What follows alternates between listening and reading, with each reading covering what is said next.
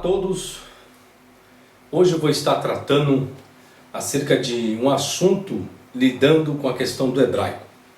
Precisamente hoje eu quero estar falando sobre as regras antigas vocálicas, conhecida mais como matrix lectionis, que era um termo em latim conhecido como as mães da leitura, ou seja, algumas consoantes se passavam por vogais. É sobre isso hoje que eu quero tratar com vocês, trazer essa história antiga para vocês verem o desenvolvimento que houve.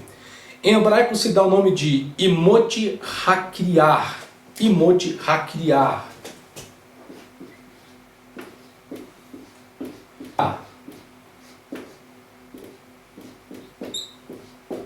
Essa é a forma que está no texto proto-massorético.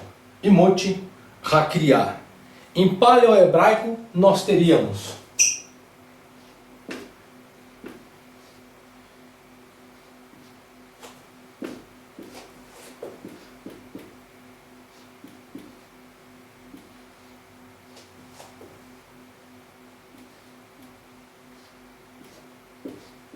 pronto. Esta é a forma do texto paleo-hebraico. Imot HaKriar. O que significa Imot HaKriar? Tanto em paleo-hebraico quanto no texto proto-massorético. Significa mães da leitura ou auxiliares de leitura. O que é Imot HaKriar? Ou seja, o que quer explicar? O que quer especificar? Quer dizer que algumas consoantes, como o Aleph, a consoante Re, o Yud e o Vav, essas quatro consoantes se passavam por vogais, ou pode ser caracteres paleo-hebraico também, por que não? Pronto, tem o paleo-hebraico o Aleph, o Re, o Yud e o Vav. Essas quatro consoantes, elas se passavam por vogais. Veja bem, antigamente essas quatro consoantes, elas tinham também valores vocálicos. E foi daqui que os massoretas preservaram esta regra antiga. Eu vou explicar o que cada uma representava desde o período do texto paleo-hebraico. Tá? Estou lidando com o texto então paleo-hebraico, o proto-massorético não tem nada a ver com Yiddish, tá? O Yiddish não tem nada a ver com isso. Primeiro que Yiddish não é uma questão da característica dos caracteres em hebraico. Yiddish é uma pronúncia. Tanto é o Yiddish veio do sistema de pronúncia askenazita. Porque o hebraico ele lida com duas pronúncias para quem não sabe. A pronúncia askenazita e a pronúncia sefaradita. Então, um do lado da Alemanha e outro do lado da Espanha. Então, o Yiddish, na verdade, a pronúncia, todo o sistema de trabalho, veio da parte de Germany, parte da Alemanha, que até então as pessoas chamavam de askenazita. É que algumas pessoas confundem o Yiddish com o texto proto-massorético e com o texto paleo-hebraico. Então, eu estou lidando com o Yiddish aqui, tá certo? Agora, tem gente que fala, mas às vezes não sabe nem o que é o Yiddish, né? Primeiro não sabe nem o que é hebraico. Então, mas com todo respeito, né, gente? Então, vou apagar aqui e vou apenas trabalhar com isso. Agora, existe também o texto massorético, que é o que eu vou passar para vocês depois. Então, quatro consoantes se passavam por vogais. Quais eram essas consoantes? De novo. Então, era o Aleph, aí vem o Re, o Yud e o Vav, em caracteres paleo-hebraicos. Aí vem o Aleph, o Re, o Yud e o Vav. Isso em paleo-hebraico, tá certo? Agora eu vou utilizar o Re. Vou utilizar essa consoante aqui, ó. Agora, para explicar um pouquinho, esta forma. O Re antigamente, no tempo bem antigo, ele se passava pela vogal A.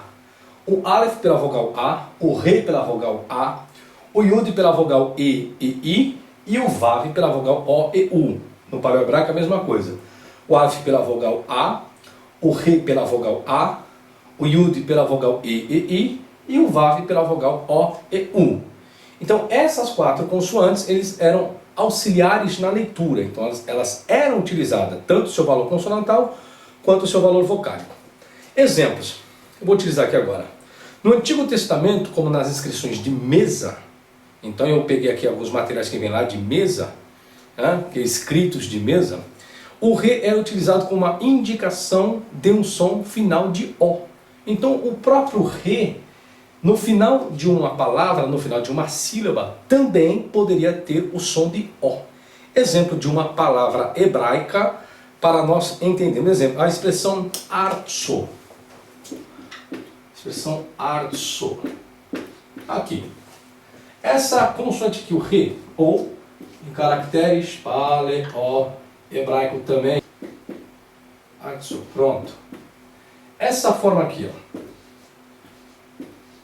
Ela também tinha um som de O. Por isso que fica artso. Então você vê que eu não estou usando o sistema vocálico dos maçoretas, que não tem nada a ver com it, tá? Então estou usando o sistema maçorético. Então aqui estou trabalhando com o texto proto-maçorético, antes dele receber os seus sinais diacríticos de acentuação e os seus valores vocálicos, os sinais diacríticos para as vogais. Então aqui é o texto proto-maçorético. E aqui o paleo-maçorético, então ficaria ar, artso. Então teria o pata, o sheva e o yud. Então esse sistema aqui, gente, esse sistema aqui, depois eu vou explicar todo esse sistema vocálico, tudo, vou explicar tudo para vocês. Então antigamente era um texto paleohebraico proto-maçorético. Então o re, ele se passava pela vogal O no final de uma palavra. E essa atestação do re como sinal de vogal O vem desde o período das inscrições de mesa. Então, lá mais ou menos do ano de 850 a.C., 830, 850 a.C., as inscrições de mesa. As pessoas conhecem como pedra moabita ou estela de mesa, mesa do rei de Moabe, que tem um registro dele de 2 Reis, capítulo 3, versículo 4 ao 27, é o que foi descoberto. Uma pedra contendo as informações textuais do livro de 2 Reis, capítulo 3. Então todos os caracteres estão em paleohebraico. E lá também está inserido o próprio tetagrama. Hoje essa pedra encontra-se no Museu de Paris, na cidade, no Museu de Louvre, Louvre, acho que é isso, Louvre. Em Paris está hoje, encontra-se esse texto, e quem descobriu e foi adquirida em Jerusalém pelo alemão Klein em 1868. Então é um dos materiais antigos, dentro da parte de descobertas, também fora as cavernas do Mar Morto. Então temos essa pedra que atesta, esse sistema das matrix lectionis, ou seja, esses auxiliares da leitura. Então estou um termo em latim, mas também tem um termo em hebraico que eu coloquei para vocês, que é a expressão imot hakiriar. Então registra o imot hakiriar, que são os auxiliares de leitura, as consoantes se passam por vogais. Fora isso, nós temos também a expressão, essa que eu coloquei, a expressão artso, que significa terra. E também no paleohebraico, artso significa terra. Que no hebraico maçorético a expressão é... Pronto. Eretz, que é a expressão hebraica para terra. Eretz. Onde que está o livro lá de Bereshit, que alguns falam, né? Então, que Deus criou no princípio, os céus e a terra. Bereshit bara Elohim et hashamayim veit haaretz. Aí vem v'haaretz haitá torru vavorru v'roshek al penei terrom. Veruach Elohim mirahefet al penei terrom. O Espírito de Deus pairava sobre a face das águas. Então a expressão eretz, a expressão para a terra. Existe um outro vocábulo também que prova essa questão do re se também se passar como vogal O. Que é a expressão, vou tirar isso aqui, pronto. Fosse no tetagrama, no paleohebraico, expressão bo. Expressão bo, que significa nela, nela. Que o hebraico maçorético traz a expressão, texto maçorético vai trazer a expressão esta aqui, gente. Que aqui seria a pronúncia bar. Então, o texto paleohebraico e proto-maçorético traz a expressão bo, para significar nela. Enquanto que o texto maçorético traz a expressão bar. Então tem uma pipique aqui, uma pique, como alguns colocam, tá? Então esse re, ele tem pronúncia de R, levemente. Quando é que eu tenho essa pronúncia? Ou com uma pique dentro, inserido, ou com uma outra forma, chama-se patá furtivo. São as únicas formas que eu pronunciar. Aí vai ficar bar, e não barra, não, bar. Então esse patá furtivo, ele faz que eu pronuncie o seu som. Então vem o A e depois o CH na transliteração, mas para não confundir com chá e sim com ra. Então a pronúncia correta é bar, tá? Então bar. Então significa né. Então vocês vejam, o re sendo utilizado com o som vocálico de O. Aqui o paleohebraico também é a mesma coisa com O. E aqui o texto maçorético, o re aqui com uma pique é a pronúncia de bar. Então trazendo a construção antiga nela. mas algumas características do que existe. Agora, existe uma questão interessante na gramática que diz assim: o sufixo da terceira pessoa do masculino singular dos substantivos e também dos verbos. Então, o sufixo, o que é um sufixo? Explicar o que é um sufixo, tem gente que não sabe o que é um sufixo. Sufixo é algo que vem no final da palavra. Existe o prefixo e o sufixo. Deixa eu ver aqui exemplo de uma palavra. Essa aqui, acho que vai dar. Pronto. Não, vou tirar sem isso daqui. Vai. Pronto. Essa expressão aqui. Não, nem vocalizei. Vamos colocar lá no texto. Aqui, aqui, aqui, aqui, aqui e aqui. Pronto. Coloquei tanto no texto proto-massurético como no texto paleo-hebraico. Qual é a expressão que eu tenho aqui? Eu tenho a expressão bereshit. Então esse B seria a preposição. Então esse aqui é o prefixo no texto hebraico, o prefixo. E o que é o sufixo? O sufixo é isso aqui, ó, it. Então isso aqui é o sufixo. Sobra-se o radical. Qual que é o radical? É rosh. Está aqui, rosh. Então aqui eu tenho o reish, aqui eu tenho o alef e aqui eu tenho o shin. São o nome das consoantes no paleo-hebraico e também no texto proto-massorético. Se fosse vocalizar no texto massorético, então eu teria isso daqui, ó, B, isso aqui, ó, Bereshit. Aqui já é o texto massorético. Então, paleo-hebraico, proto-massorético e massorético. Então, o que é sufixo? Essa terminação. Então, essa terminação aqui, isso é um sufixo, e aqui é o prefixo, que é a preposição. Preposição beit com o seu shevai. Então, a preposição beit aqui, sobra-se o radical, que é rosh, significa cabeça, chefe, principado, e aqui eu tenho o sufixo, que é it, tá certo? Então, agora você sabe o que é um sufixo e um prefixo no hebraico, para não confundir, né? Às vezes a pessoa vai pensar que aqui é o sufixo e aqui é o prefixo. Não. Pré já está dizendo, não é prefixado, tá certo? Vamos apagar aqui, então, só para fato de compreensão. Eu sei que estou usando essa linguagem, mas é que tem gente que não sabe disso, né? Tem gente, porque já estou ensinando hebraico, tem gente que não conhece nem o português direito, quanto mais o hebraico e todas essas regras. Mas, então, o sufixo da terceira pessoa do masculino singular, do substantivo também, dos verbos, era originalmente pronunciado hu. Então, a pronúncia antiga era hu. Então, está aqui o vav que tinha o som de hu. Esse é o texto proto-massorético. Aí eu posso colocar no paleo-hebraico. Então, essa expressão aqui, essa expressão, tá? Então, é característica da terceira pessoa, o sufixo da terceira pessoa do masculino singular. Então, eu posso construir um vocábulo colocando isso aqui no final, para gerar essa terceira pessoa do masculino singular. Então, era característica, era pronunciado como hu. Só que teve uma transformação no tempo. Nas atestações de hu, como o sufixo foi contraído para u, é o que está aqui. Mas, com o passar do tempo, foi para o. Então, ao invés de falar hu, se falava ro. Então, com o passar do tempo, foi o que aconteceu. Agora, o que levou isso? Isso ocorreu pela rejeição do próprio re. Então, antigamente, quando se rejeitava o re, então ficava apenas o som do o. Exemplo de um vocábulo que atesta isso está em Gênesis 49, 11, onde tem a palavra suto. Essa palavra aqui, ó. Suto. Que, na verdade, antigamente, não era assim a palavra era de outra forma. Era assim, ó. Que aí vem e traz o registro desta forma aqui, ó. Aqui. O que ocorreu? Eliminou-se a consoante re. Para lá ter o som de o, elimina-se a consoante para entrar no vav, para poder ter o som. Isso antigamente era o que acontecia. Então essa expressão que é suto. Então suto, o que ele faz? O texto massorético, suto. Aqui, suto. Você vê que o sinal diacrítico massorético não fica aqui no re. Ele fica aqui no tav. A mesma coisa aqui, ó. Então tem o samer, tem o shurek, eu tenho o tav e tenho aqui o nome de cidade de Holenvav. Aqui eu tenho o shurek, desculpa, eu tenho o samer, aqui eu tenho o shurek, aqui eu tenho o tav, eu tenho o Holen, aqui eu tenho o re. Se fosse num outro sistema, então eu poderia fazer da seguinte forma. Poderia colocar o samer. A caneta aqui está acabando, meu Deus, e agora?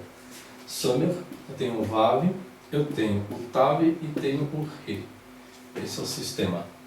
Então, essa consoante aqui, quando ela é eliminada da escrita, o que que ocorre? Insere-se o VAV. Só que o som ambos será também de O. Então, essa consoante RE, ela se passa como vogal A, ela é a inserção da questão do sufixo da terceira pessoa do masculino singular em RU, mas esse mesmo RU ele pode ser transformado apenas para o som de O. Isso quando a consoante RE ela tem que ser eliminada e insere-se no lugar dela a consoante VAV. Essa é a explicação existencial. Agora, caso o final seja um A no hebraico, caso o final seja um A, que tem que ter um A no final de uma palavra em hebraico, será sempre representada por um Re. Isso é o que vai acontecer, tá? Então, vamos supor que no final eu preciso de uma palavra que tenha o som de A. Termine com o som de A. O que eu vou fazer? Eu vou colocar um Re no final para dar o som de A. Exemplo, a expressão... Pronto. Amar. A expressão amar. Pronto. Pronto, massorético, massorético. Massorético eu teria amar. Essa expressão. Opa, só inverter aqui. Pronto, amar. Aí eu vou reduplicar. Amar. Então, aqui, ó, sempre com o som de A no final. Então, amar. Então, como que as pessoas sabiam que o som era de A? Por causa dessa regra antiga. Então, como o Aleph também representava o som de A, então ficava fácil. Amar. Opa, mas o vogal só tem aqui e aqui. Então, por que a vogal dessa consoante é A? Por causa do Re que está no final de uma palavra. Então, se caracterizava o som de A. Isso era a regra antiga, antes do trabalho dos maçoretas, tá? Aqui eu não estou lidando com o trabalho dos maçoretas, estou lidando com o contexto antigo. O sistema dos auxiliares da leitura antecede o trabalho dos maçoretas. Entretanto, os maçoretas também se utilizaram muito bem dessas regras antigas que existiam. Outra questão, o que traz as inscrições de mesa. O A no final de uma palavra era representado pelo Re e o Aleph. Então, o A no final de uma palavra era tanto representado pelo Re como também pelo Aleph. Tá? Tanto por um como pela outra no final de uma palavra, essa era a regra antiga. E o som de I pelo a consoante Yud. Agora, somente o U no final de uma palavra era representado pelo Vav. Apenas o U no final de algumas palavras é representado pelo Vav. Isso nos registros de mesa e nas inscrições de Siloé. Isso eu não estou apenas nas inscrições de mesa, não estou falando que isso era generalizado, tá? Apenas. Vamos para a segunda regra. Então aqui eu termino a regra do Re. Então vamos falar um pouquinho da consoante Yud. Esta consoante aqui, Yud, alguns fazem assim, outros fazem assim, outros fazem assim. Então depende. Tem uns que fazem até assim, ó, Yud. Então depende, gente. É uma questão, tem uma tabela que eu coloquei para vocês, da construção aí do hebraico, da evolução do hebraico. Então depende, depois vai se tornando o mais possível. Então tem Yud desta forma, eu tenho Yud desta forma. A consoante Yud, essa consoante, ela representava duas vogais. Representava o som de E e I. Primitivamente, o som de E e de I. Tá certo? Primitivamente era isso. Só que com o passar do tempo, ela teve outra classificação, que era a classificação de AI. Como se fosse um encontro de tongal. Só que esse encontro de tongal, você vê que é uma forma vocálica e uma forma consonantal, que gerado dava esse som de A. Então, primitivamente era o som de E e de I. Mas com o passar do tempo, também houve a questão do AI. Ou seja, vou ler um comentário que eu coloco. A consoante Yud, geralmente no final de um vocábulo, caracterizava o construto plural masculino. Eu vou explicar o que é isso. Então, a consoante Yud, no final de uma palavra, gerava o construto plural masculino. Vou explicar o que é isso. Entretanto, se diz que este caso, construto, originou-se da forma contraída ai. Então, alguns gramáticos acreditam que a forma ai, essa pronúncia ai, essa era a característica de um plural construto. Exemplo, de um plural construto antigo. Essa expressão aqui, ó. No texto protomassorético. Só a expressão aqui, sus. Sus em hebraico significa cavalo. Ela em si, cavalo, sus. Sus. Se alguém for pegar, eu posso pegar por aqui também, gente. Ó. Então, sus. Pronto, significa cavalo. É a expressão que eu tenho. Sus, cavalo. Aí aqui eu tenho Yudi. Aqui está sem Yudi, aqui está com Yudi. Aqui, o plural construto, alguns colocam aí, vem a expressão cavalos de. Esse de é o construto, que no português nós chamamos de caso genitivo. Seria o genitivo também do grego. Então, que no grego, a terminação do genitivo, exemplo, aqui. Logo, isso aqui é a terminação do genitivo no grego. Aí tem um caso nominativo, que é a expressão logos. Aí tem o caso do acusativo, que é a expressão logon. E tem o caso dativo em grego, que é a expressão logo. Então, existe a questão dos casos no grego, existe a questão dos casos no latim, aqui da família já indo-europeia. Agora, tratando-se do hebraico, tem a característica do Yud, que se passava como um encontro a questão do construto. Então, algumas acreditam que a expressão era susai e não susei. Hoje, no texto massorético, a relação do construto é dado por essa terminação. Se eu fosse pegar também o massorético nessa expressão para explicar o proto-massorético, eles não falam que é essa expressão, susai, e sim que a expressão era susei. Então era essa expressão aqui, ó, que eles estão dizendo, que antigamente era essa pronúncia de ai. Está aqui, ó, ai. Que o que utilizava essa forma, esse encontro na pronúncia de tongal para caracterizar um construto de um substantivo. Enquanto que o hebraico a pronúncia não é ai, a pronúncia é ei, é um tsere yud que é utilizado. E no paleo-hebraico nós temos a mesma característica dessa terminação que também vem para o texto do paleo-hebraico que eu tinha colocado lá, que essa ficaria a expressão, tá? Pronto, ficaria a expressão susai, isso no texto proto-massorético. Então Yud, ele representa tanto o som de i, e, i, mas também no lado do construto ele pode ter a pronúncia de ai. Você vê que não está na escrita, tá, gente? Aqui eu não tenho duas vogais, tá? Eu tenho consoante, consoante, consoante, um sinal massorético e uma consoante. Aqui eu estou usando o sinal massorético. Ok?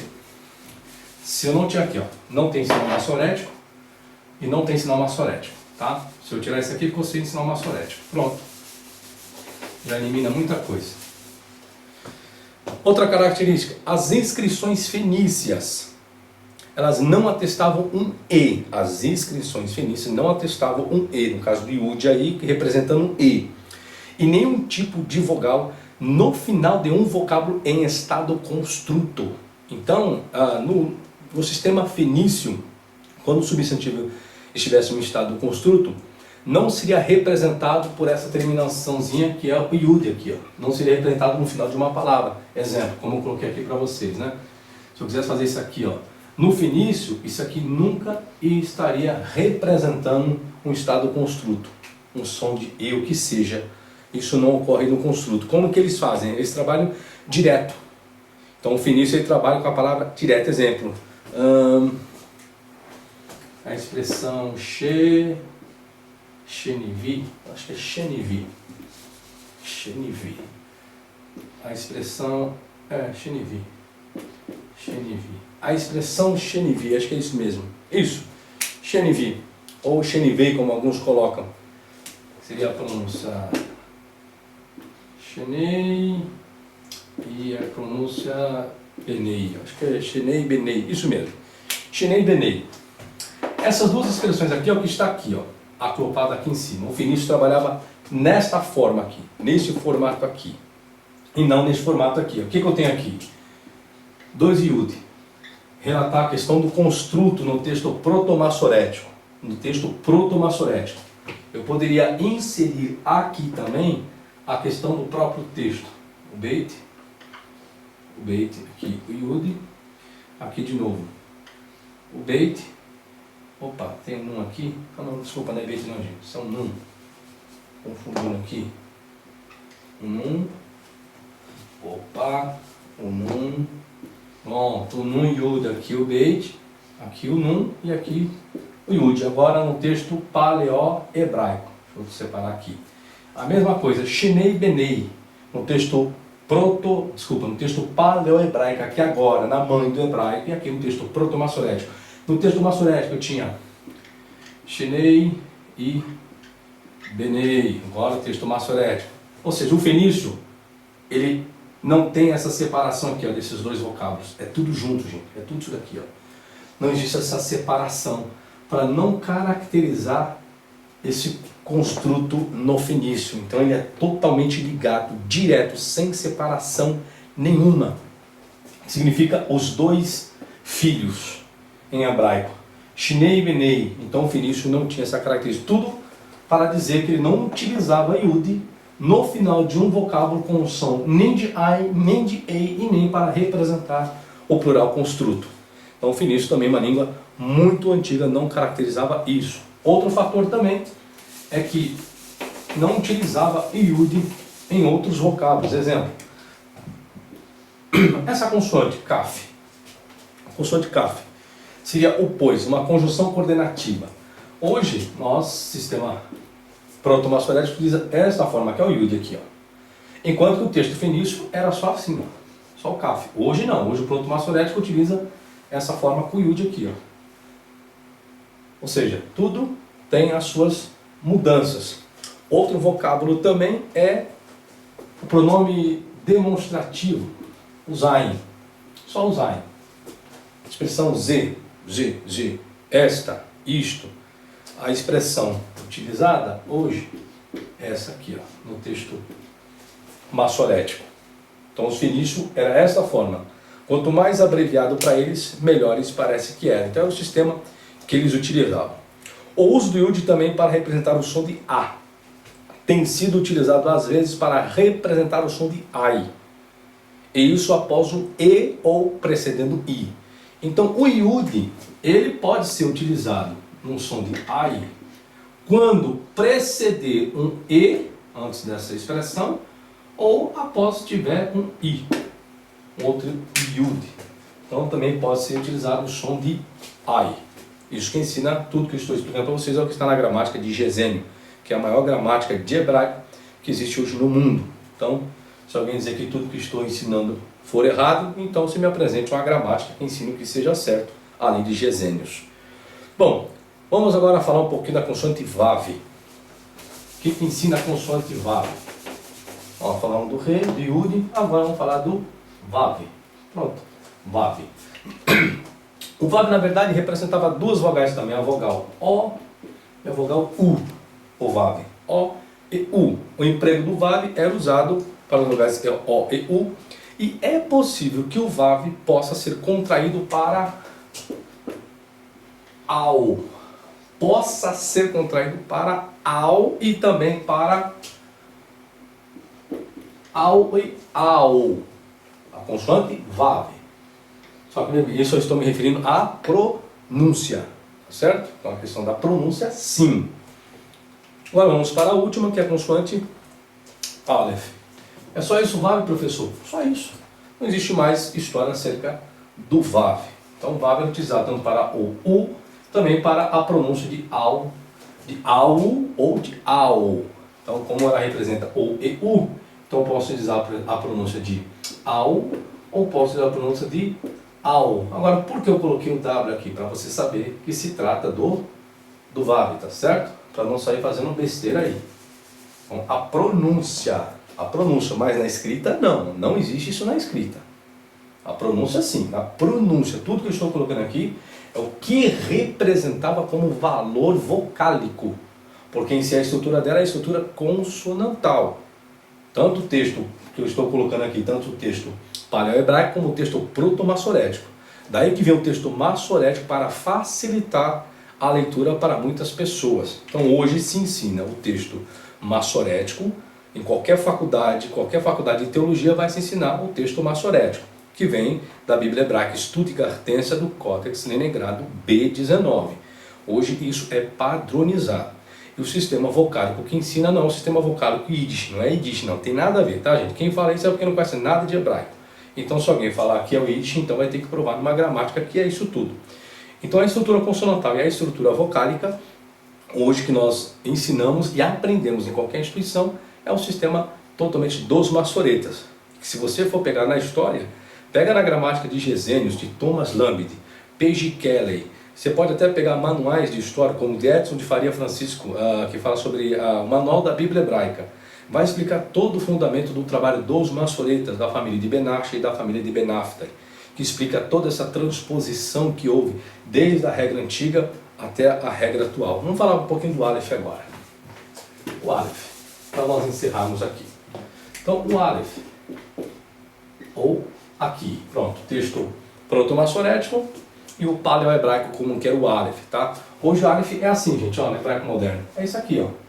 Você vê, quase que idêntico ao proto-maçorético, o Aleph hoje no hebraico moderno, isso aqui não é moderno, tá? Moderno hoje, se fala em Israel hoje, que utiliza Israel hoje, essa formato aqui, tá? Então se você pegar a tabela que eu mostrei lá, a última do lado direito é do hebraico moderno hoje, que se utiliza em Israel, não é o texto maçorético nem o proto-maçorético. Apesar que dentro do hebraico moderno, eles utilizam também algumas consoantes com seus caracteres quadráticos também, tá? O Aleph também foi utilizado em tempos antigos para estabelecer uma vogal A no final de uma palavra. Também no final de uma palavra, ela era utilizada para representar o som de A. Exemplo, uma palavra motzá. Motzá. Essa palavrinha aqui. Vamos para cá. Motzá. Pronto. No texto proto-maçorético e no texto paleo-hebraico. A expressão motzá. O que significa a expressão motzá? Significa sair de. Então a expressão motzá significa sair de. É o que significa. Depois nós temos a expressão chamar, que é a expressão cara. Vamos lá. Então a expressão, pronto. Cara. É o que nós temos aí. Poderia colocar também a expressão cara. Pronto. No texto paleo-hebraico. Então tenho aqui a expressão motzá e tenho também a expressão cara, que significa chamar. Então o que eu tenho? O Aleph no final, tanto de uma como da outra, que representava o som de A no final de uma palavra. Tanto era a característica antiga. Então eram consoantes que se passavam por vogais. Agora imagine quando chega para nós hoje, para pegar uma estrutura totalmente consonantal, ainda mais para um povo latino, que tem que ter a construção de consoante e vogal, para formar a construção silábica. É complicado hoje um brasileiro aprender tanto o hebraico proto-maçorético, o paleo-hebraico, e hoje as pessoas têm até dificuldade com o texto maçorético, e dirá dos textos antigos. Então, gente, essa é a explicação das mães da leitura das Matrix Lectiones. Agora, o que existe hoje? Deixa eu explicar aqui. Existe a gramática de P.G. Kelly, que ele traz uma distinção. Exemplo, ele fala sobre uma tabela sobre vogais longas por natureza, vou colocar N aqui. Existe também as vogais longas por posição. E existe as vogais breves. P.G. Kelly faz uma tabela. As vogais longas por posição, exemplo, eu vou usar uma consoante de apoio aqui, tá? Vou usar o bet, aqui o vet. Exemplo, kamet é uma vogal longa por posição. Aí ele pega o tsere. Aí coloca aqui também uma vogal longa por posição. Aí existe uma outra vogal que é o holen, que é uma vogal longa por posição. Aí depois ele vai trabalhar vogais longas por natureza, que é tseriud, o hirikyud, o holen-vav e o shurek. Essas são as vogais longas por natureza. Por que por natureza? Porque são vogais que sempre existiram. Está aqui Yud, representando o som de E, representando o som de I, o Horen-Vav representando o som de O, por isso que eles colocaram o sinal diacrítico em cima, e o sinal aqui dentro diacrítico que representa o shuri, que são de U. Então eles não eliminaram a consoante, eles deixaram a consoante e inseriram apenas os sinais diacríticos, diferente das vogais longas por posição. As vogais breves se tem o hirik, o segul, tem o kametz hatuf e tem também o shurek. Então essas são as vogais breves. Então o hirik, o segul, o kametz hatuf e o shurek. Fora isso, existe que chama-se de meias vogais. Meias vogais que são os shevas. Dizem que são os inúteis. Aí tem esta forma de sheva, tem esta outra aqui, esta outra aqui e esta outra aqui, que é o hatef pata, hatef segul e hatef kametz. Então, sheva, som de E, tudo transliterado de meias vogais. Existe esse sistema aqui. Opa, faltou uma vogal breve aqui, que é o pata.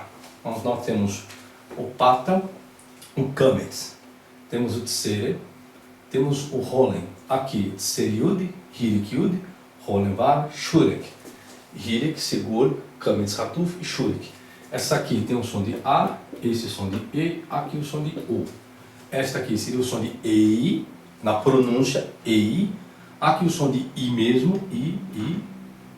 Aqui o som de O. Aí faz até um acento circunflexo aqui, ó, tá? Para saber que se trata de vogais longas por natureza. E o vogal U.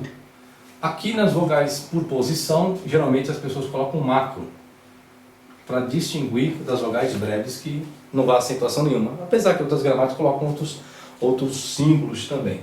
Tem um hirik interessante, é isso aqui, gente, ó. Kametz, hatuf e o kametz. A forma é a mesma, tanto uma como a outra. Só que tem uma diferença. Quando é que eu utilizo esta forma aqui, ó, que é do sistema maçoreta, hein? Eu estou explicando uma regra dos maçoretas. Não estou explicando uma regra do proto-maçorético nem do texto paleo-hebraico. Isso aqui não existe. Então essa expressão é... Eu pego assim, eu uma vez ouvi, não sei aonde aí, que o kametz ele tem um som de au. Não. Junto não. Isso não existe em nenhuma gramática de hebraico. Que o kametz tem um som de au. Junto não, gente. Existe o kametz com o som de A e o kametz hatuf com o som de O. Então existe ou A ou O. Isso sim. Agora eu pegar esse sinal maçorético e dizer que ele tem isso daqui, esse som, não. Isso não existe em hebraico. Tá? Então esse sistema vocálico é do sistema maçorético. Então vem falar para mim que o kametz tem esse encontro ditongal. Esse encontro ditongal não existe no trabalho maçoreta. Outra coisa também que eu vou explicar aqui, aproveitar já o ensejo. Então não existe essa questão. Exemplo que eu estava explicando para vocês. O já está aqui, que deve estar meio que apagado. O yud, né? O yud, ele representa o som de A, E, I. Agora, ele representa o som yud, representa o som de AU. Também não. Isso também não existe. Ele não representa esse som de AU e yud não. Nem no texto proto-maçorético, nem no texto paleo-hebraico. Quem ensina isso aí, me dê o nome da gramática, eu quero saber onde que está isso daí escrito. Aí algumas pessoas pegam uma questão, acho que, deixa eu ver se é isso aqui. Não sei se é isso. Aí vem o som de I, acho que é isso mesmo. Aí fala que o I representa o som de I, aqui A, aqui O, que fica I, A, O. Eu já ouvi alguém ensinando sobre isso. Agora veja bem, gente, isso aqui são consoantes. Isso aqui não são vogais. Isso não existe em hebraico. Eu vou escrever uma palavra em hebraico. Vou escrever uma palavra em hebraico. Aí eu vou dizer que o yud, vamos pegar aqui, vai. O yud, o re e o vav em paleo-hebraico. Dizer que a pronúncia disso daqui, eu vou transliterar, tá? Que a pronúncia disso daqui é isso aqui, ó. Iaú. Isso não existe em lugar algum. Nem no texto paleo-hebraico, nem no texto proto-maçorético. Por quê? Iaú. Eu posso utilizar isso aqui como E, como vogal primária. E, eu posso pegar isso aqui como A, e posso pegar isso aqui como O e como U. Iaú. Só que, em termos de representar vogais, essas três, sim. O yud pode representar a vogal E e I. O re pode representar o som de A. E o VAV pode representar som de O e de U. Pode representar, isso sim. Agora, eu ler, gente, isso em hebraico, pegar 3 consoantes em hebraico e ler as 3 em um encontro tritongal, isso não existe nem aqui nem na China. Nem no texto proto-massorético e nem no texto paleo-hebraico. Isso não existe em gramática nenhuma. Eu vi um vídeo sobre isso, só que eu não sei, diz até que é judeu. Agora, eu não sei de onde esse judeu tirou isso, gente. Isso aqui não existe em hebraico algum. Tá? Então, para eliminar essa questão de Iaô, isso não existe. Mesmo que eu coloque isso aqui, ó, vai, o Y, vou pegar aqui agora, vai, o Re e o Vav. Aqui. Se eu for transliterar, é isso, YHV.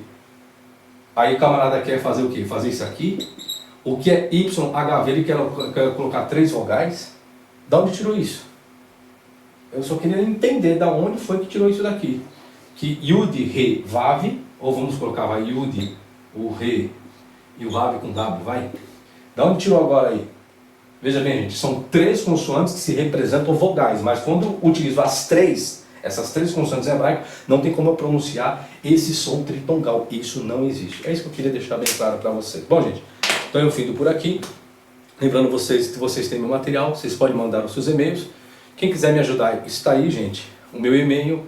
O meu site já está no ar, porém ainda está passando por várias construções, onde eu vou começar a dar aula de hebraico, não de Yiddish, que eu não ensino Yiddish, tá? Eu ensino hebraico. Vocês viram na lousa, eu ensino hebraico massorético, hebraico proto-massorético e o hebraico paleo-hebraico. Isso provando na lousa, tá? Eu não estou colocando um vídeo aí para vocês, sem antes colocar na prática. Falar, todo mundo fala, até papagaio fala como desdigitado. Agora eu quero ver as pessoas que falam demais, colocar uma lousa, né, que não custa tão caro, coloca uma lousa e começa a ensinar, pelo menos o alfabeto. Acho que para as pessoas criticarem, tem que saber, tá certo? Então, gente, vamos aprender um pouco mais, vamos ser humildes, vamos ser sinceros, estou explicando do que vocês viram e aprenderam aí. Volto, isso aqui eu tirei tudo da gramática de Gesenius, só que ela está em inglês e tem aí em alemão. Mas você pode adquirir toda essa informação hoje por português, gramática de P.G. Kelly, pela editora Sinodal. Vocês encontram a gramática que explica essa estrutura. Existe também a gramática em português de Thomas Lambdin. Também vai explicar toda essa estrutura no português. Fora essas 2 gramáticas, uma mais simples, deixa eu me lembrar agora. Gente, acho que são as gramáticas mais utilizadas. Tanto é P.G. Kelly, utiliza-se na Metodista, utiliza-se na Faculdade Mackenzie aqui em São Paulo. Na USP utiliza-se Thomas Lambdin. Gesenius não, porque não todos os alunos conhecem o inglês. Então o inglês é utilizado nas universidades fora, nos Estados Unidos, em alemão. Pode ser utilizado na Alemanha, nas universidades alemãs, em Harvard. Pode ser utilizado em Gesenius em Oxford, onde o inglês ele é propagado, é onde se utiliza. Eu tenho a gramática de Gesenius e tantas outras também, tá certo? Então, as referências que eu estou utilizando é tudo da gramática de Gesenius, que é a maior gramática de hebraico hoje do mundo. Então, se alguém está dizendo que está tudo errado aqui, então eu passo uma cópia da gramática e você leia para mim, traduz em inglês, passa tudo dizendo que está errado, ou se estiver errado, então me traga o nome de uma gramática que ensina o que é certo, tá certo? Então, gente, não fique comendo as coisas aí na internet, não fique ouvindo tanta baboseira. Então ouça com quem traz um fundamento e uma bibliografia, pelo menos assim traz segurança para aqueles que têm noção do que é uma vida acadêmica, ou aqueles que um dia procuram estudar em uma faculdade. Porque dentro de uma escola, quando se faz um trabalho, quando você vai fazer um trabalho na escola, primeiro, segundo grau, se você for fazer um trabalho que a professora pede, você tem que colocar a bibliografia, não é isso? Ainda mais para quem está fazendo faculdade, vai fazer monografia ou TCC, o que seja dissertação ou tese de doutorado, sabe que você tem que fazer a discriminação da bibliografia. Então é isso que eu estou fazendo. Sou professor, sou acadêmico, então eu gosto de ensinar, mas falar de onde que eu estou extraindo essas fontes e não ficar falando um monte de besteira. Um abraço e até a próxima. Tchau, tchau.